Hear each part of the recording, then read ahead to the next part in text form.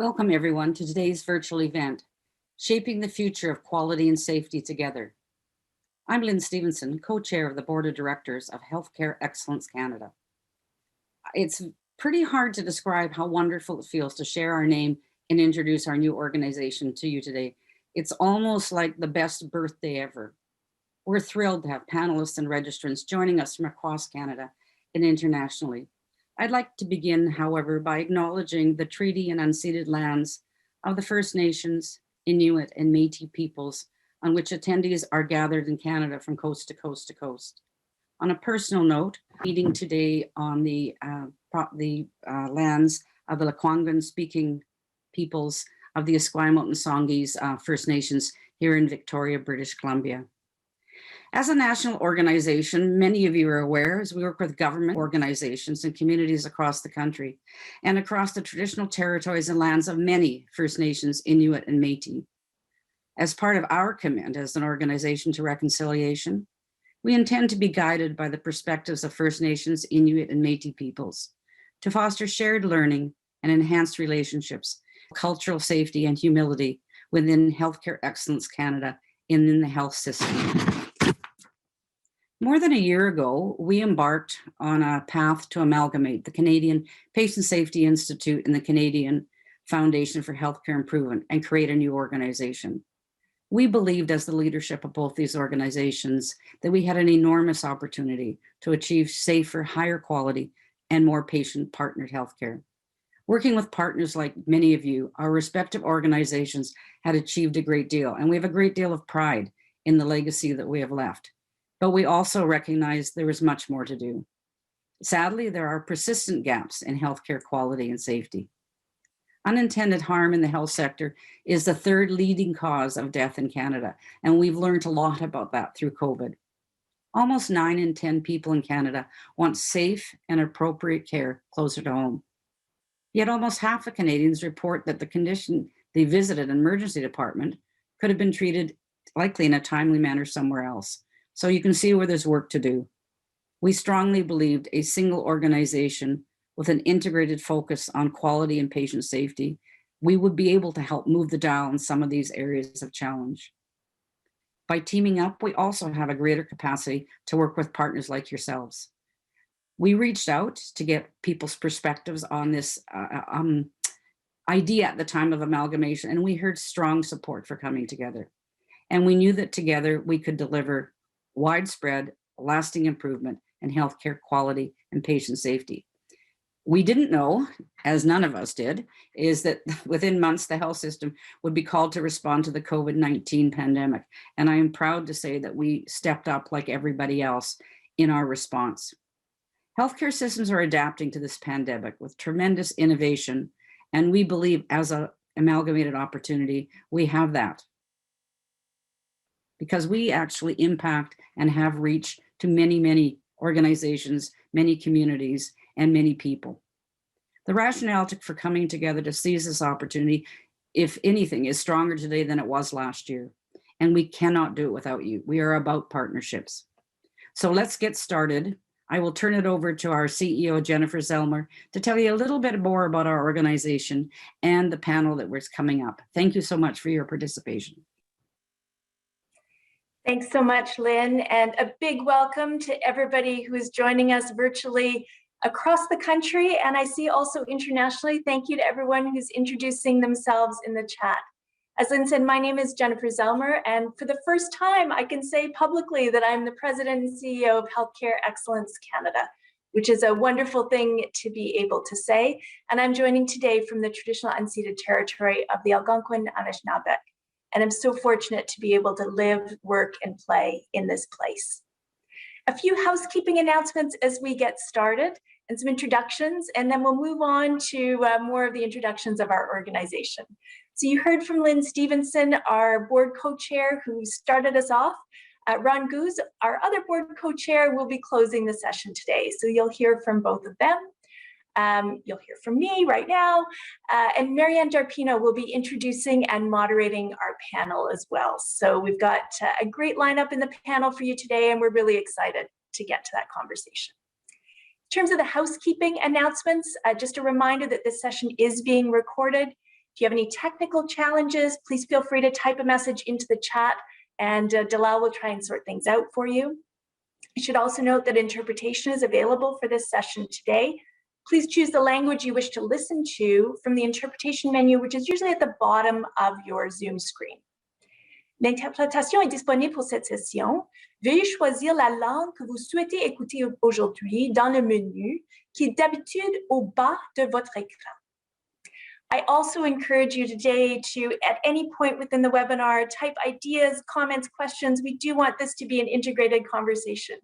We have almost 1,000 people registered for today's webinar, so we may not get to absolutely every idea that comes up during the course of this next hour, but we are absolutely capturing the chat, and we will be building any of the ideas that come forward into our strategy conversation, which is underway right now. So with the housekeeping announcements under the way, let me move on to why we're all here. And I wanted to just start from a bit of a personal note, because like I'm sure many of you have, I have experienced truly excellent healthcare. For instance, end-of-life care that really respected and reflected a friend's wishes, or expert and compassionate care where care providers worked with a relative in our family to create a new care plan that better met her needs and enabled deprescribing of antipsychotic medication. I've also seen unsafe and harmful care. A family member who was infected with Hep C via infected blood during surgery. Poor communication that led to medication errors and misdiagnoses.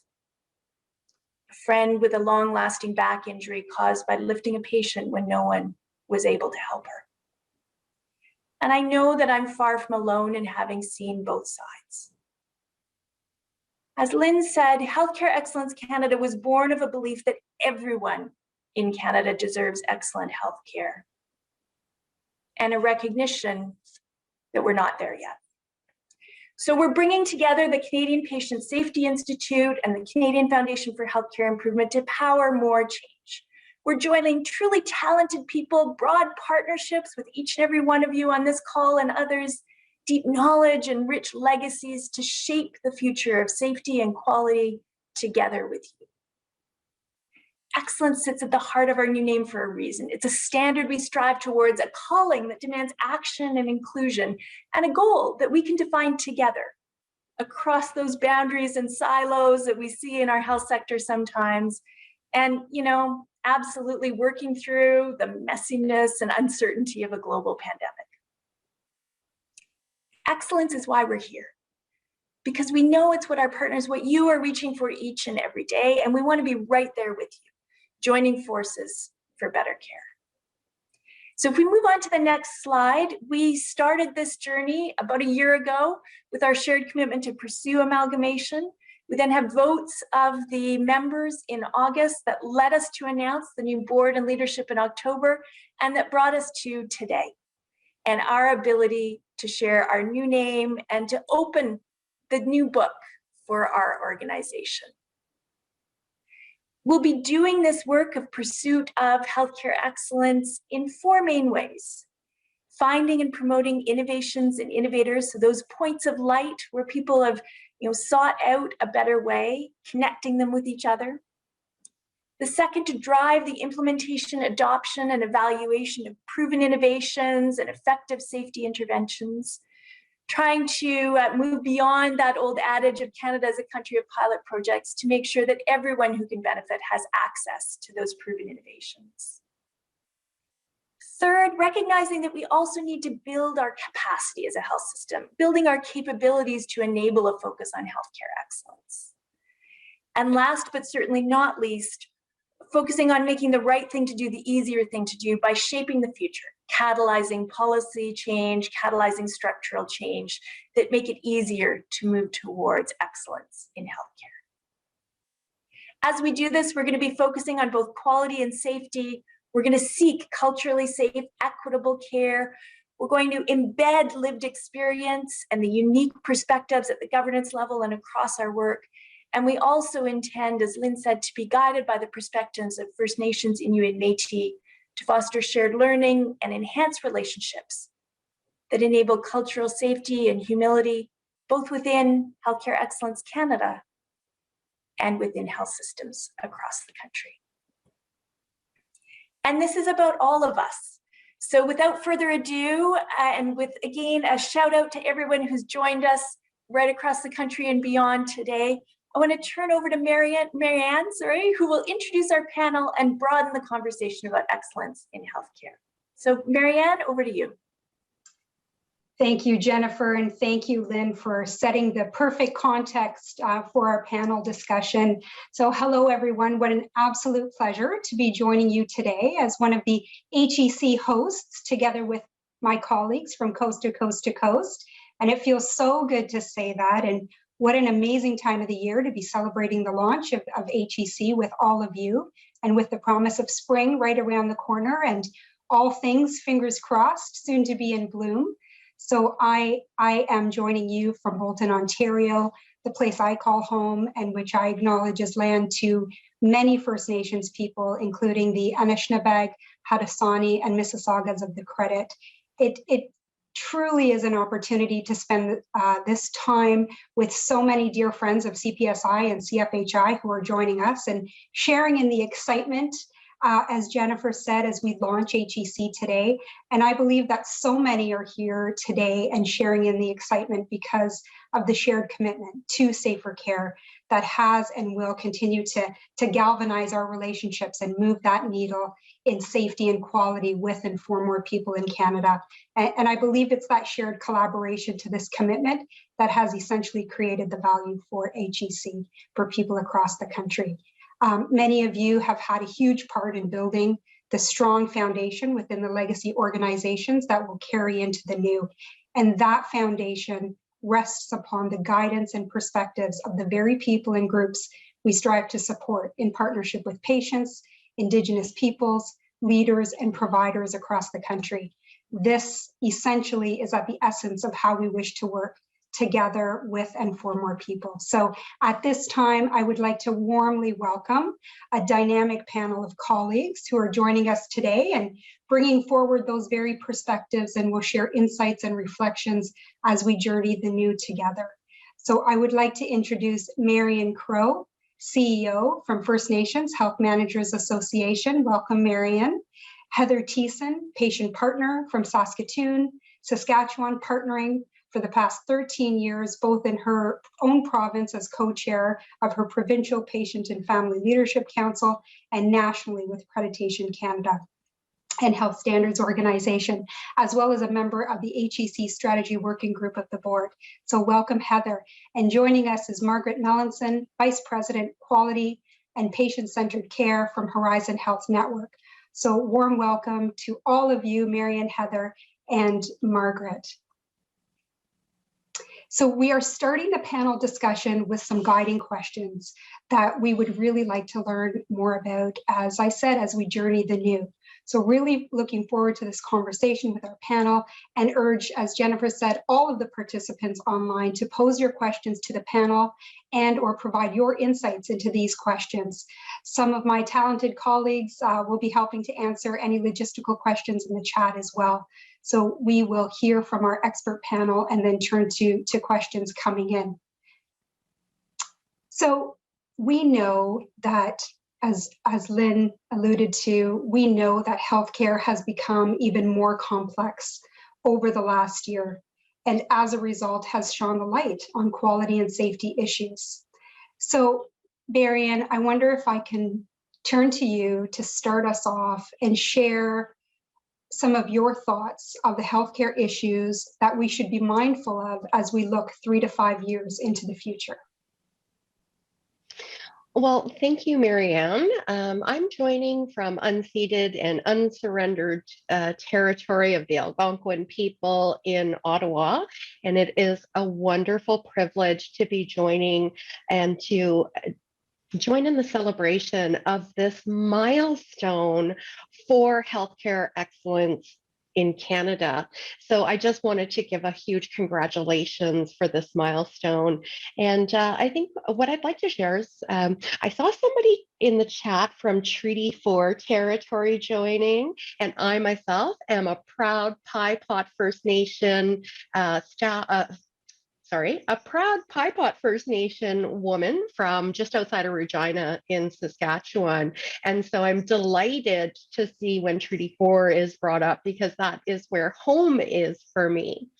And I think about, what we're here to have a discussion about. And I want to share that we are partners with the former organizations, CFHI and CPSI, and we'll continue that partnership into the future. I respect and congratulate you for always being welcoming of Indigenous people's values and taking our guidance on some of the dialogue that you are having in healthcare excellence. Some of the things that are top of mind for me and for many of us across Turtle Island in numerous nations, of course, front and center, the pandemic has really magnified the underserved populations. And when we look at those social determinants of health that highlight what is happening in communities under this pandemic and historically, the colonization and some of the traditional aspects of how we practice and how that has been really shoved down in some areas. And I, of course, want to give acknowledgement to Joyce's principle now in recognizing the death that was placed upon her because of harm in the healthcare system. Imagine in 3 to 5 years, so to come with me, I can't even begin to tell you how excited I am to be partnered with an organization who has a lot of clout behind that name. Imagine if Joyce's principle was implemented across Canada. Imagine if the TRC calls to actions number 8 to 24 were incorporated into our health organizations. Jordan's principle was implemented where it doesn't matter where you live, and that we all have equal, accessible health care that is delivered with cultural humility. And that is the vision that I have for the next 3 to 5 years, and look to healthcare excellence in Canada to join me in the enthusiasm of delivering that. Thank you. Thank you so much, Marion, for those perspectives. Heather, I wonder if I can pass to you for your reflections, either building on or more specifically the types of issues we should start to anticipate and plan for. Thank you so much, Marianne, and to Jennifer and everyone, good morning or good afternoon now. And I would like to say that I am on Treaty 6 territory, homeland of the Métis here in Saskatoon. I am extremely honored and so very excited to be on this panel, and find it a little bit difficult to go after Marion because those were such amazing words and it speaks to my heart as well. But if I was to think of healthcare issues that are really top of my mind as we go to the next 3 to 5 years, of course, my heart goes to long-term care, mental health, and access to care, which have been issues for us for so many years. And I think because of COVID-19, it has truly brought it front and center. And now is the time for us to get to work on this. We have so many passionate patients, families, care providers who want to work together and really make a difference, because our elders, deserve so much better. And if we're going to create something great, we need to involve them in mental health, in long-term care, and those that are having issues accessing care. I would also think about our healthcare providers. I am terrified for them because we are going to see some real issues with them. They have worked tirelessly over the past year to look after us. And as a patient, I go for every week, I go for treatment at the hospital, and I look at my care providers and I wonder how they are doing. And I know they're suffering. So we need to think about them in system recovery on how we can ensure that their needs are being looked after. And together we can do this. And then finally, I think it's really to explore how we can partner more with patients and families and those that are most vulnerable and most scared to bring their voices forward. And how can we be innovative and creative and work together to do to ensure that there is healthcare excellence for all Canadians. Thank you.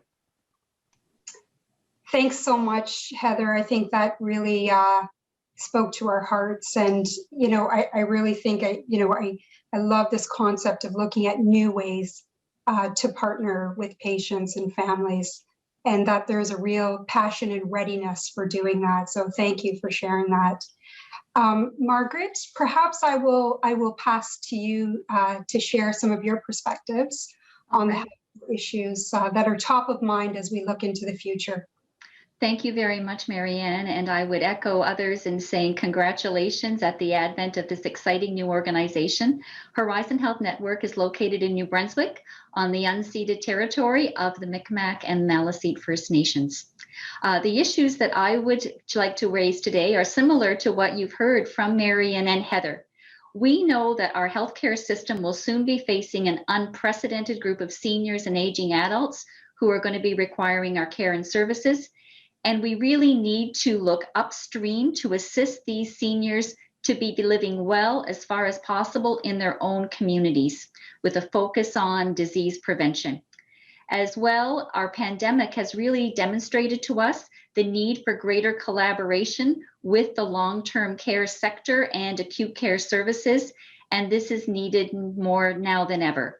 And particularly looking at a smooth transition for our patients and their families as they move from the acute care system to that long-term care system, and better supporting individuals through that entire process. Additionally, we also do face a glaring issue across our Canadian healthcare system with regard to mental health and addiction services. Every day we hear of heartbreaking stories from our system where it has not, unfortunately, responded as efficiently or as effectively as we might have wished to address these issues. And we know that a breakdown in mental health affects patients, families, employment, and the overall wellness of our communities. And so well-designed programs and services to address these needs will be needed more than ever in the next few years. And then lastly, I will also focus on innovation. Our pandemic has also been the threshold for virtual care, and we know that it is here to stay. And we also know that we need to continue this and other types of innovations as we move into the future. These will only increase furthermore our efficiency and our effectiveness, and also ultimately reduce costs in our system. Thank you. Thank you so much, Margaret, and for building on some of the perspectives. So if I think about what you have all shared in highlighting these issues, and I heard, continue to focus on the vulnerable, which includes frontline. And I also heard continue to build on the momentum that has been created and reach out in innovative and new ways. So maybe that's a great segue into our next question around what do you think our priorities need to be in order to be a responsive organization that can be agile, nimble, and proactive, so that if we plan now, perhaps these won't be issues in 3 to 5 years from now. So Marianne, maybe I'll start with you first. I love, and I'm going to jump into a question that we're having a little bit later, but I love the commitment that both organizations who have now amalgamated into Healthcare Excellence Canada have had to being guided by Indigenous peoples. And I look at the organizations in terms of your internal capacity and the commitment and resourcing that you have put into being organizations that deliver services that are culturally competent and that have cultural humility, and really reflecting inwards and investing in the training and education required for staff to continue to serve in those capacities. I also, really love the commitments made to partner organizations. We do so much more together. And that's something I just value so frankly. And so I want to continue to see, and I'm going to say, heck, healthcare excellence in Canada continue on the journey of spreading and collaborating all of those wise and promising practices that are happening within the healthcare system. And so I look to you as being those pillars, if you will, of sharing the information that's happening so that we can learn from others who are doing amazing work in this area. So thank you, Marianne. Thanks, Marianne.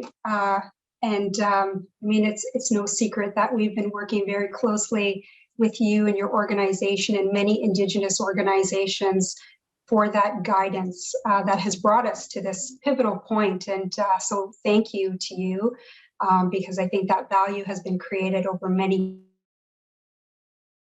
So maybe I'll turn to Heather. Heather, over to you to same question, and maybe just from your own perspective. Well, me and my passion for patients and families being front and foremost, partnered with every organization across Canada. But what I've seen from the great work from Canadian Patient Safety Institute, where you really partnered with patients and families who had harm in their care, and then now with Canadian Foundation for Healthcare Improvement, which is so near and dear to me, because that was one of my very first national organizations that I partnered with. So now here's the opportunity to really weave the voice of patients and families, taking a bit of the beauty from both those organizations into Healthcare Excellence Canada, and even be more innovative and weave it from board right to those doing that service and doing quality improvement events, and think outside the box, because we have to do better.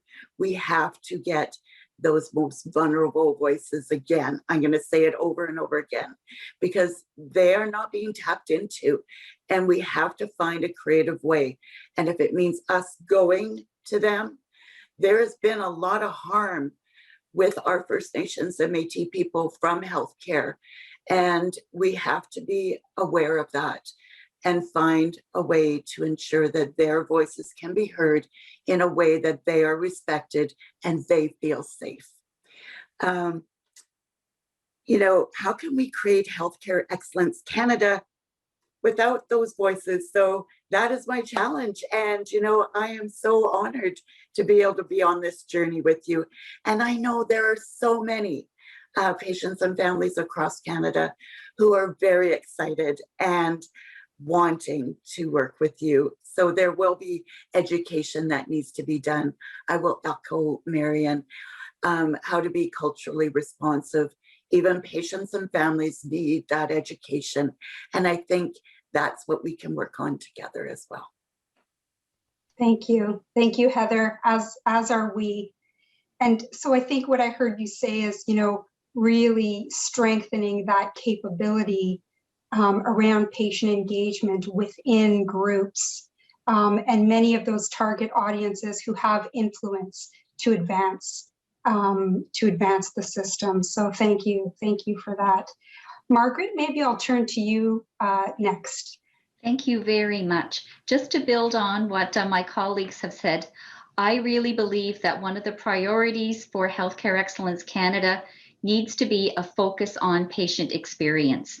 We know that based on statistical reports that we've seen, there does not really appear to be a health authority or a jurisdiction in Canada that would really feel justified in saying that this vision of an exceptional care experience has really been achieved.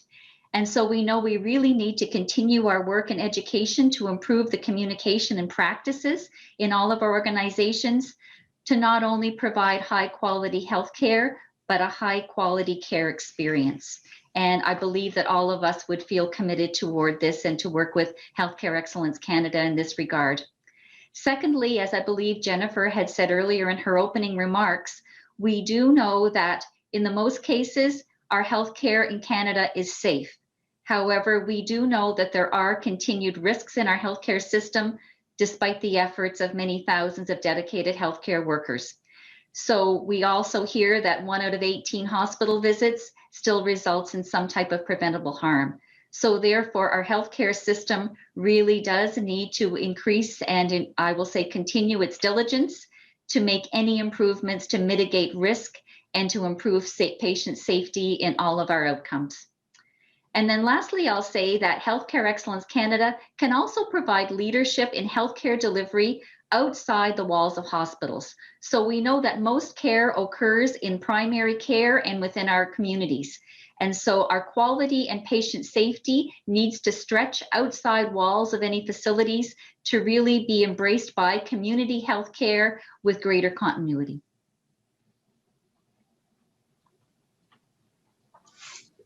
Thanks so much for that, Margaret. And I love that. I love that last takeaway about, transforming the healthcare system outside the hospital walls. So thank you. Thank you for that. So maybe it's the eternal optimist in me, but I love this next question, which essentially says, if you had the magic wand, what one thing do you hope the new organization will do? So Marian, over to you. My magic wand kind of goes back to my very first point, and that is that Healthcare Excellence Canada will continue to be an advocate for all of the principles, for all of the calls to action that have been asked, and that we work with folks outside of the hospital structures as well. Imagine walking into a hospital and being greeted, and I'm describing a hospital that already exists in Treaty 4 territory, but being able to turn left to go for holistic wellness or turning right for the mainstream based, and then a world where we combine the two worlds and actually have Indigenous pharmacies who are embraced within the healthcare setting, and that our wisdom keepers and elders are part of that primary healthcare team. And so that's my magic wand for today. And I'll pass the wand over now back to you, Marianne. Thanks, Marian. And I will pass that wand right back to Heather. Heather, it's over to you. Well, Marian, I just have to say that would be amazing, to have holistic approach to healthcare and really have what everybody needs, their needs met, not just in traditional ways, but in those holistic ways. So I love that. And boy, I'm on board with that. I'll add my magic wand to your magic wand. But for me, I think it's really, how can we do better with quality and safety? Two things so near and dear to me. And it just, when I heard that you were amalgamating, it just made sense, because you can't have one without the other. But I think we have to think past just that acute phase of healthcare and how you really have the opportunity to help organizations across Canada to bring the best information, research on quality and safety for that whole journey that patients and families are facing in healthcare today. Because some of the biggest gaps are when we do leave that acute care setting and then go home and then beyond. And it's then we're lost. So if we could put that focus on there to ensure that it's a seamless journey, because then we'll have better outcomes for patients and families, better outcomes for health systems, better outcomes for everyone in Canada. Thank you, Heather. And Margaret, I will pass it over to you. Well, thank you so much. I agree with what my colleagues have said. We know that this wonderful new organization, Healthcare Excellence Canada, is so unique in being able to meld quality and patient safety. And so this amalgamation will really allow Healthcare Excellence Canada to become the catalyst to more deeply embed those principles of quality and patient safety into the fabric of daily practices on the front lines within the overall Canadian healthcare system. And I really feel your new entity can really assist with education, with programs, and with practices to really embed these principles into those who deliver the daily care, to help us to continue to move these values from being at a conceptual level to into daily practice. And we know that this needs to be realized by every person who touches any of our patients every day for this to really become a practice that we know is going to be sustainable within all of our healthcare areas. So we know there is great work that can be done in education as well as in evaluation at how well we're proceeding with this. Assistance with programs and services that are applicable and can be realized by those at our front lines would be one new thing that I hope this organization can really assist all of us with. Thank you, Margaret. And I think I can speak on behalf of all of us in saying that we all want to see this magic happen. And thank you for raising the bar to the challenge and the opportunity ahead of us. So as we lean into the next question and the last question, because each of you have worked so closely with both CPSI and CFHI over the years, maybe share with us one thing that you hope we will not stop doing. And Marian, maybe we'll start with you. Oh, this was an easy one for me. I have to say, in working with both the former organizations, it has been so delightful that your organizations have come into spaces with humility and a commitment to learning together in a shared journey, one that was reciprocal, valued, and I would be remiss to not acknowledge that the First Nations Health Managers Association Board of Directors love working with both organizations because there is that honest and true intent of getting to a better tomorrow together on a journey. Thank you, Marian. That was very beautifully said. Heather, over to you. Well, in a way, I was sad when, I heard that we were amalgamating, but then I was like, oh, this is exciting, because I think, and I don't want to lose the great partnerships that you had with other organizations, be it, Accreditation Canada and Health Standards with that Canadian Quality Patient Safety Framework. That is so important, and we need to do more work on that. The Better Together campaign with CFHI and so many organizations across Canada, really focusing on the needs of patients and families, especially with family presence. COVID has once again shaken that up, and we have forgotten that families are not visitors in their loved one's life. They are essential partners, and we have to change that, the work that's being done.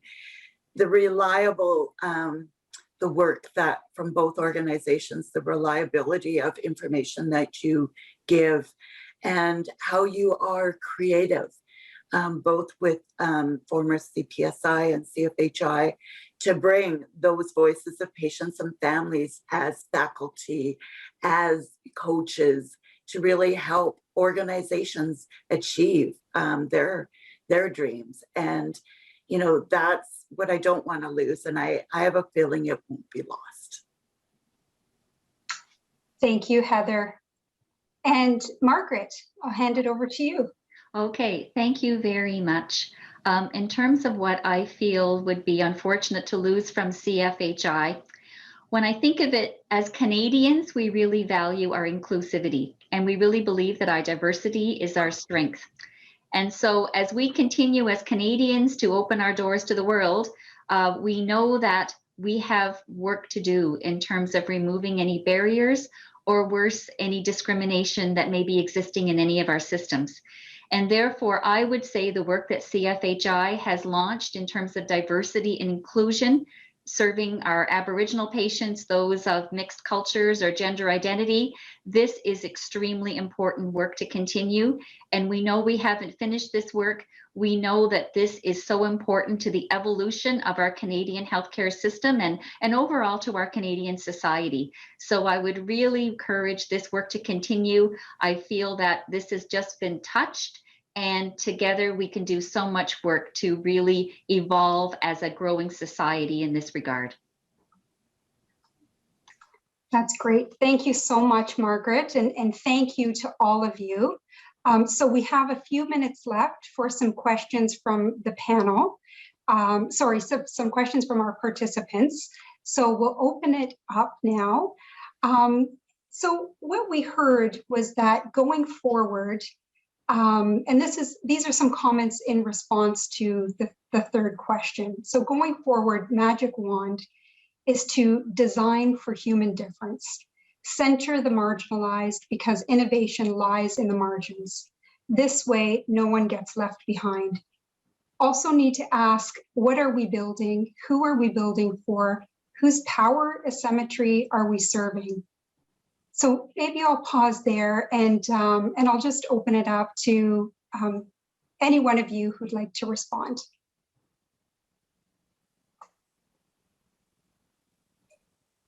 Marianne, maybe I can start us off because I've also been following the chat as things been going along, and there's been such a rich dialogue in the chat. And so maybe building off that comment and building off the magic wands, maybe we could refine those magic wands a little bit, because there was a number of questions. So first of all, there was tons of support in the chat for all of your magic wands. There were a lot of questions and comments in the chat about specifically focusing on the needs of older adults. Both care needs, but also how do we ensure active engagement, active involvement, making sure that we center that voice in the work that we do and in the pursuit of excellence collectively, and the diversity of that voice as well. So I wonder if any of you, and I know Margaret, maybe not to put you on the spot, but maybe we'll start with you, because I know that your organization serves people right across the lifespan. Do you have thoughts about how we can sort of refine that magic wand in the context of care for older adults with health needs? Thank you so much. I really feel as though our organizations need to have some very deliberate programs that are put into place with some strong input from focus groups, including older adults, to really understand in depth what their needs are when they are within our system, and particularly when they are transitioning from our system back to the community or perhaps into long-term care. We know that we have gaps in terms of our discharge education. We have gaps in terms of seniors understanding their medications. And this, as we know, can be very risky in terms of the potential for readmissions.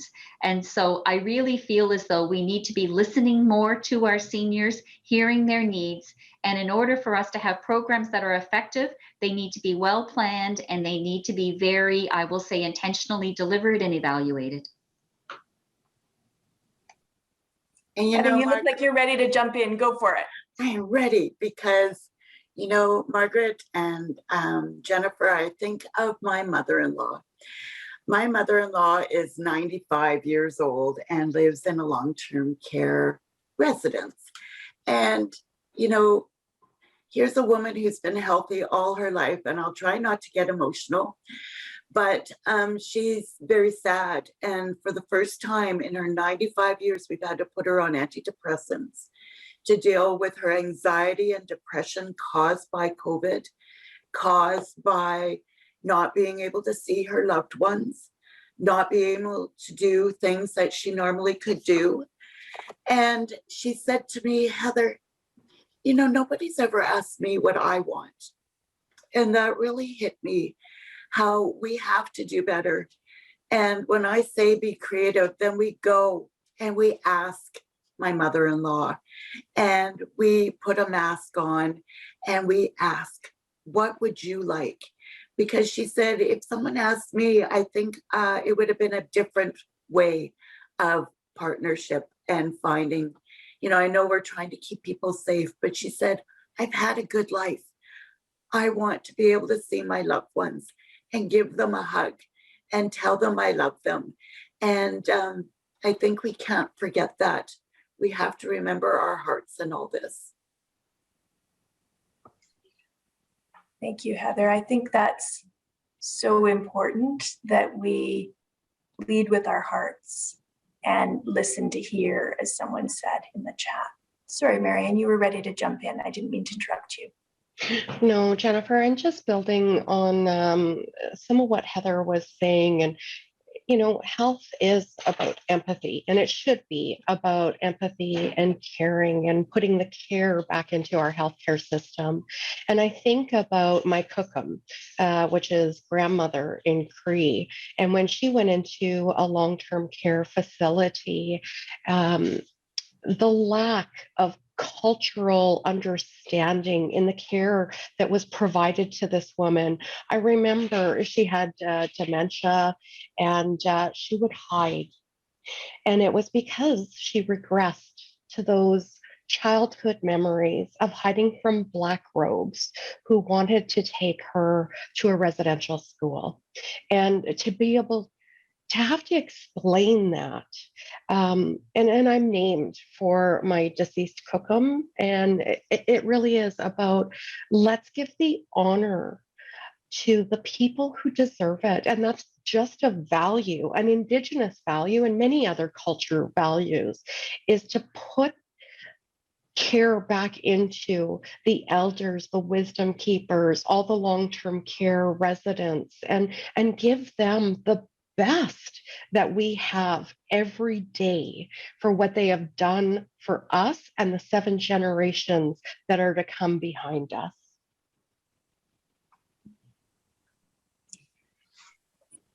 I'm going to jump in real quick because please. Miriam, it makes me think we have to shift the question from what's the matter with you to what matters to you. And if we start thinking in that way, that's where the innovation is going to come. And that's where we're going to see safer, more inclusive, empathetic care. And Heather, that's maybe a really nice segue into some of the other comments that were coming into the chat in terms of, you know, we've been talking a fair bit about broad ideals and broad goals. So all of you have worked with our predecessor organizations. All of you have a vision for the future with your magic wands for Healthcare Excellence Canada. I think one of the things that we have the opportunity to do is look at where are the areas that we can really focus in on spreading and scaling proven innovations, interventions that make care safer. So are there particular areas that you would like to point out? A number of people have in the chat. Don't worry, we've captured those. But we do have you here as the panel. Are there particular areas that any of you would most like to see? Margaret. I will say that we need to be mindful of trying to be as proactive as possible to assist any of our seniors who are beginning to decline in their capabilities. So, for example, we know that falls result in many hospital admissions and fractures and so forth, to be able to be educating and mindful of that, to also offer alternatives and support to patients and families that are starting to experience some type of cognitive decline.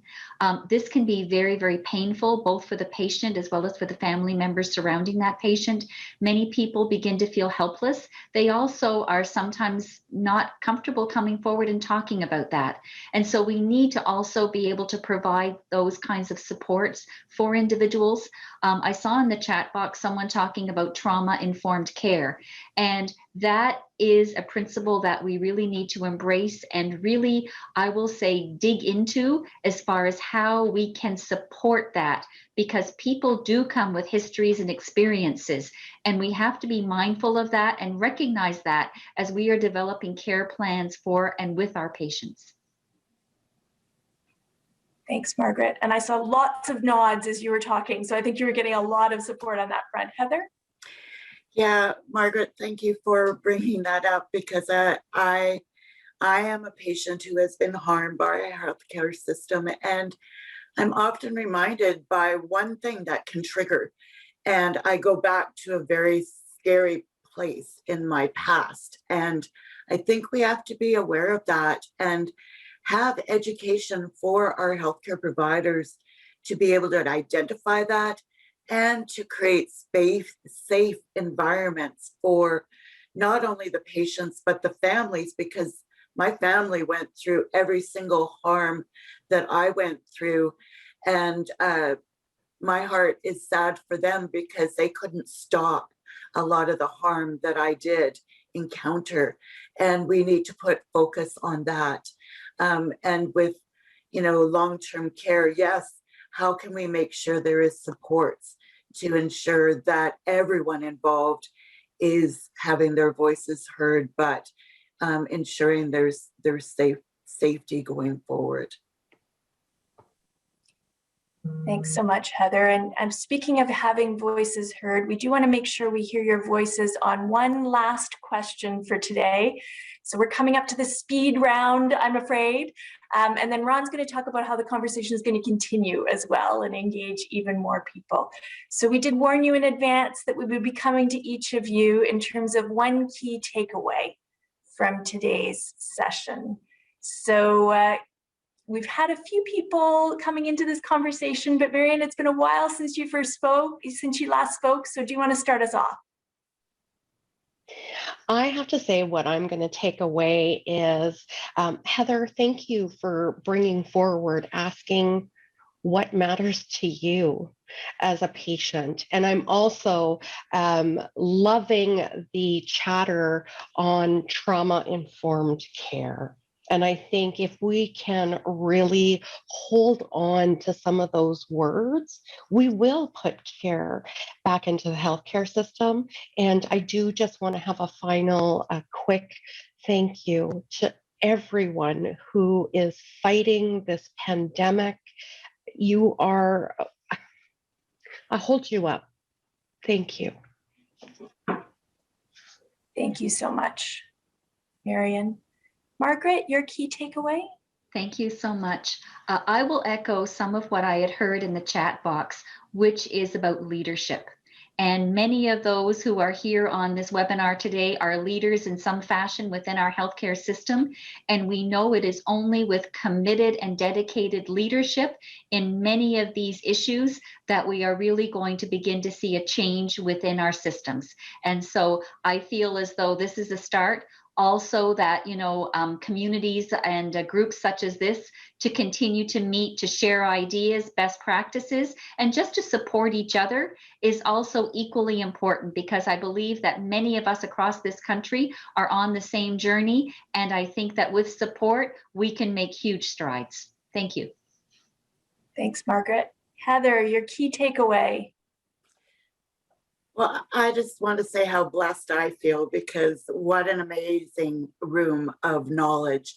And imagine, as we get bigger, what is possible. But, I think, Marianne, you bring to light so many of the issues that we are faced with that often we are scared to talk about. And that would be in the response to Truth and Reconciliation and the calls to action. And it was interesting, at our provincial advisory, I was called, I did our land acknowledgement, and then I was challenged, Heather, what does that mean to you? And I think that's what we have to start doing.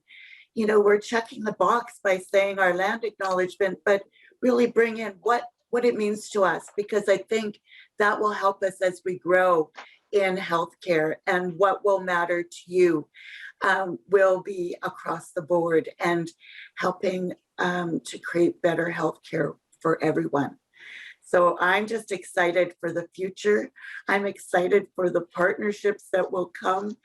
And I am just so blessed and so happy and grateful. So thank you.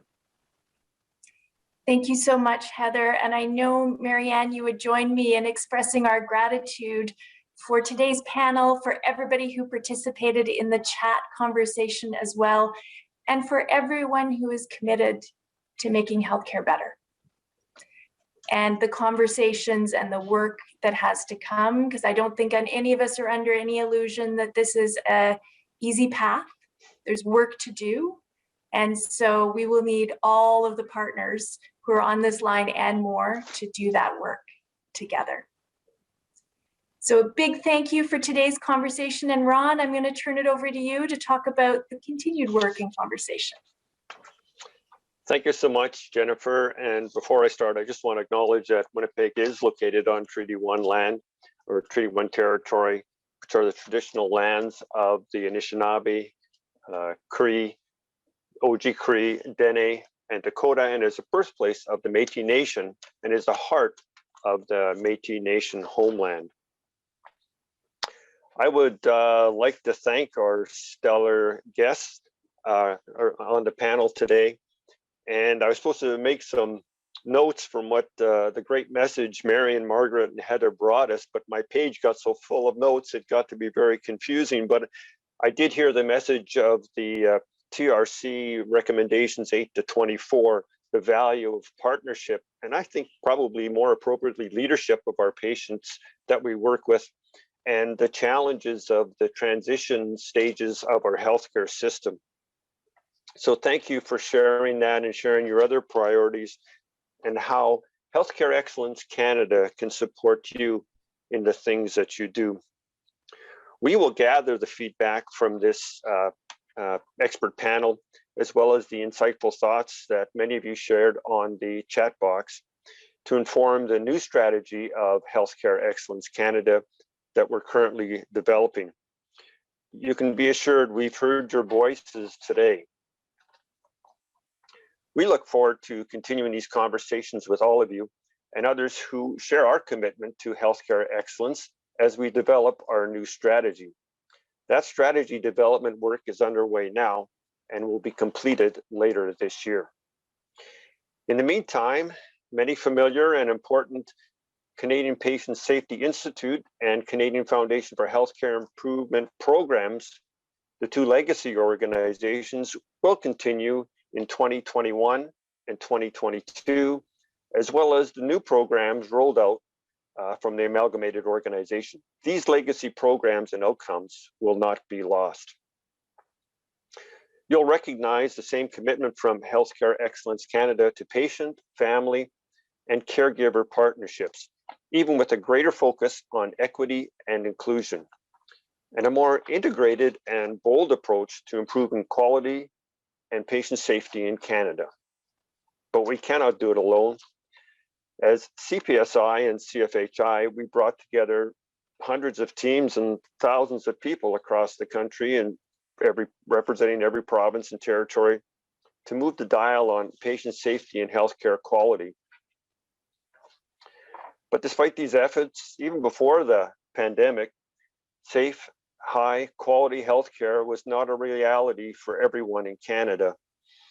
And COVID has exposed stark gaps in care, safety, and equity. So the scale of our solutions also need to match the scale of the challenges facing the healthcare system. That's why we collaborated with Health Canada and consulted our stakeholders and teamed up to form Healthcare Excellence Canada, And that's why we need you. Join one of our current opportunity and programs, such as Long-Term Care Plus program, where long-term care and retirement homes can access funding and other resources to support their COVID-19 response. And the program recently expanded to support organizations caring for people experiencing homelessness, as well as residential substance use services. Our Essential Together program can help welcome the essential care partners as part of the healthcare team during COVID-19 response and beyond. Resources and coaching are available through this program. And certainly all the resources to support safe virtual care featured during Canadian Patient Safety Week can be accessed through our new Healthcare Excellence Canada website. So what does excellence in healthcare looks like to you? Share your thoughts with us. Email through communications@hec-esc.ca, and you can see that on the telecast there, through communications@hec-esc.ca. Check out our website at healthcareexcellence.ca, where you can sign up to receive our newsletter, to follow us on social media. Let's keep this important conversation going. We need you to help us shape the future and quality of safety, because everyone in Canada deserves excellent healthcare. And together we can achieve widespread and lasting improvement in patient safety and all the dimensions of healthcare excellence. I'll close now this introductory webinar, but the conversation will continue. Thanks to the Health Excellence Canada staff, who have done an excellent job in organizing this webinar today, and our expert panel for their thoughts and heartfelt comments, and for those of you that participated on the chat line. And thank you so much for joining us today. We'll close off. Merci beaucoup and miigwech. Bye for now. All the best to you.